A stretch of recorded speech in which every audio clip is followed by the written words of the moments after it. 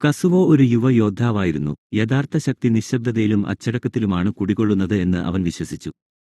മറ്റുള്ളവർ അലറി വിളിക്കാനും ആക്രമിക്കാനും പരിശീലനം നേടിയപ്പോൾ കസുവോ ശ്വാസമെടുക്കാനും ശ്രദ്ധിക്കാനും കാത്തിരിക്കാനും പരിശീലിച്ചു.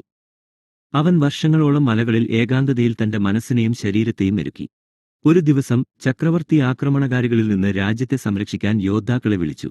പല യോദ്ധാക്കളും തങ്ങളുടെ ശക്തി പ്രദർശിപ്പിച്ചു, യുദ്ധങ്ങളെയും വിജയങ്ങളെയും കുറിച്ച് അലറിപ്പറഞ്ഞു. കസുവോ നിശബ്ദമായി മുന്നോട്ടു വന്നു, വാക്കുകളൊന്നും കൂടാതെ ബഹുമാനത്തോടെ തന്റെ സേവനം വാഗ്ദാനം ചെയ്തു. തുറന്ന യുദ്ധത്തിനു പകരം കസുവോ ഗ്രാമീണരെ പ്രകൃതിയെ അവരുടെ സഖ്യശക്തിയായി ഉപയോഗിക്കാൻ പഠിപ്പിച്ചു.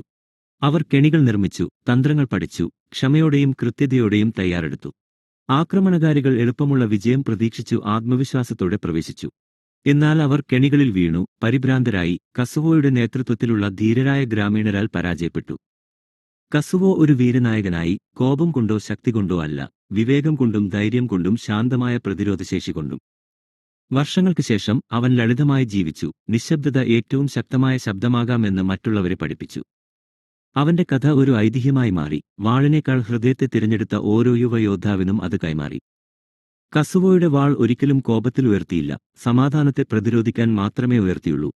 അങ്ങനെ കസുവോയുടെ കഥ ഇന്നും നിലനിൽക്കുന്നു, ശാന്തമായ ശക്തിയുടെ ശക്തിയെ പലപ്പോഴും മറന്നുപോകുന്ന ഒരു ലോകത്തിൽ ധൈര്യത്തിന്റെ ഒരു മന്ത്രധ്വനിയായി.